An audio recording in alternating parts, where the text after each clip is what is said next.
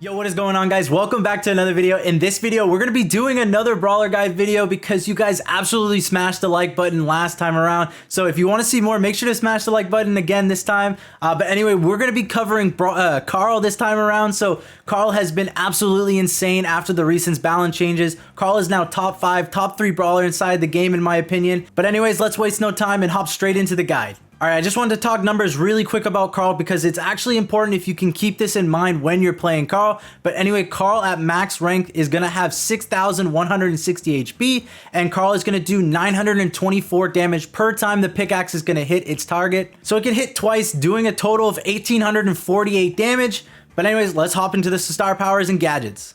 Alright, so Carl's first star power is going to be Power Throw. Now, Power Throw makes it so Carl's pickaxe travels 11% faster, which is actually insane. Doesn't sound like too much, but trust me, it makes it so much easier to hit your targets, as well as you just get to shoot more often because it travels back to you even faster. That means you can pump out more shots, do more damage, and it's absolutely insane. But also, Carl's second star power is very good. Now, Protective Pirouette is going to be Carl's second star power. So every time you super, you're going to gain a 35% shield, which is absolutely crazy. If you do the math, it's basically that you have like 8,300 HP, give or take a little bit, but that is actually insane. You're more tanky than half the tanks inside the game when you're supering. So, alright, so both star powers are absolutely insane, but personally, I enjoy Power Throw just a little bit more because you can use it in almost every scenario, and it's just really good overall, whereas Protective Pirouette is still really good. The problem is there's so many brawlers that have gadgets or supers that can cancel your super, which makes it hard to actually get any value out of Protective Pirouette.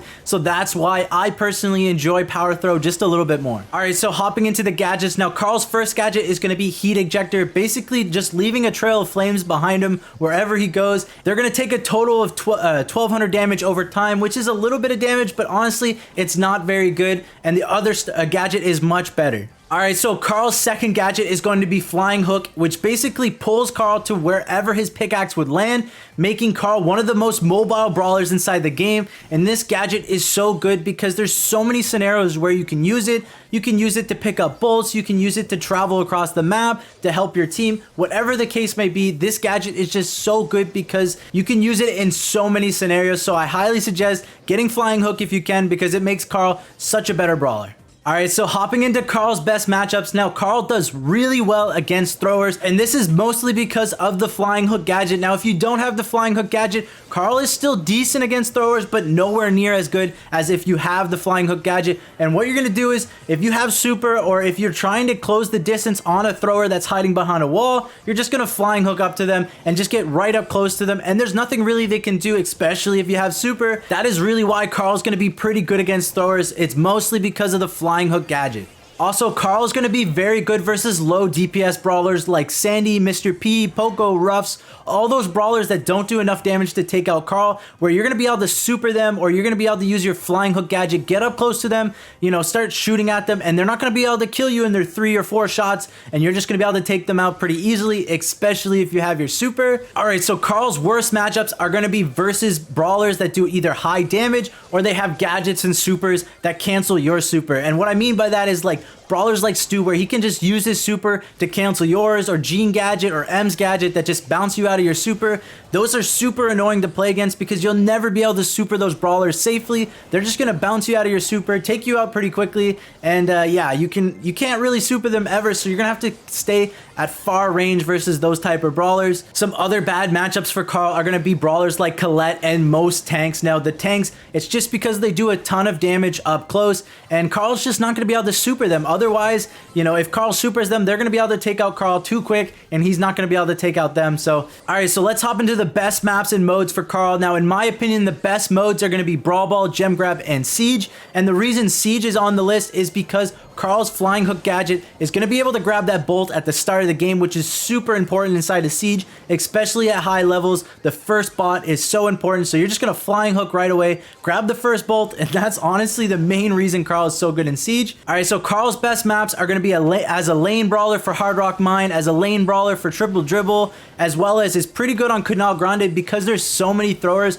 You can just Flying Hook into the middle, and you're going to be the first one in the middle, which is actually super important inside of Canal Grande. Grande because it's such a spawn trappy map, and once you have control of the mid, you can kind of just take over the game. So he's actually surprisingly really good on that map. Carl's also going to be good on nuts and bolts or some assembly acquired in Siege because of the fact that he can pick up the first bolt unless you're playing against Mortis. I think Mortis is the only other brawler inside the game that's going to beat Carl to the first bolt with the flying hook gadget. But anyway, let's hop in some general tips for Carl. Alright, so tip number 1 is know who you can super and who you can't. And like I was talking about earlier, the bad matchups for Carl are going to be those that have supers and gadgets that knock you out of your super. Honestly, Carl's not going to be able to super very many tanks, as well as you can't really super a Gene or an Ems just because they're going to be able to use their gadget, bounce you out of your super, and basically they're going to be able to kill you from there. There's nothing you can really do once they hit you with their gadget. So honestly, just keep that in mind when you're using your super. Try not to super the brawlers that are going to be able to take you out really quick or going to be able to bounce you out of your super. So yeah, again, know when you can use your super and when you can't. All right, so tip number 2 is going to be use the walls to your advantage. Now, there's 2 things to this. The first is going to be when an enemy is hiding behind a wall, they're not really that safe because you can actually hook your shot around the wall and hit them with their pickaxe, stopping their healing, and they're not going to be able to play safe behind walls. That's one of the main reasons why Carl is so good.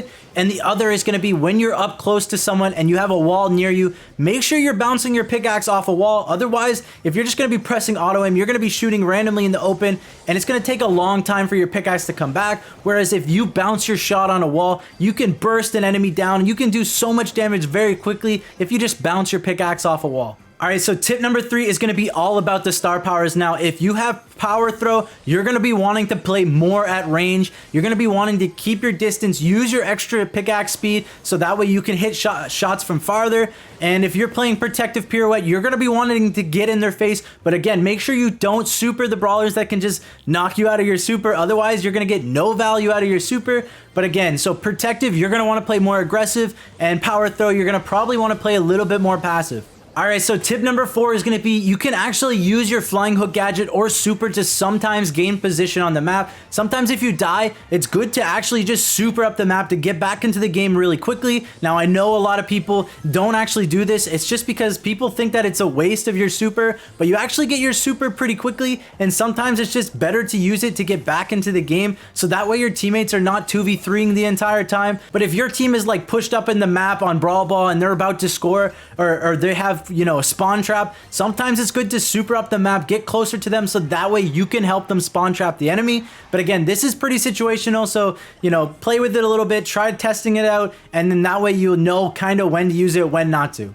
Alright, so tip number 5, now we already mentioned this throughout the video, but I wanted to mention it one more time just because this is more of like a specialty tip, and it's going to be that you are the second fastest brawler to grab the first bolt in Siege. You're going to shoot towards the first bolt, and you're going to work your way getting that bolt, and the only brawler that can actually beat you, at least from my knowledge, is Mortis, because he's just the fastest brawler in the game. But other than that, you're going to be able to grab the first bolt, which is huge for your team, and once you get the first bot, you should be able to hold control more often than not, and that way you're going to be winning more games in Siege, and that's why Carl is actually super good in Siege right now. Alright guys, that's going to be it for the video. If you did enjoy and you want to see more brawler guys, make sure to let me know down in the comments below. Make sure to like the video, and make sure you guys subscribe, and I hope to see you in the next video. Peace.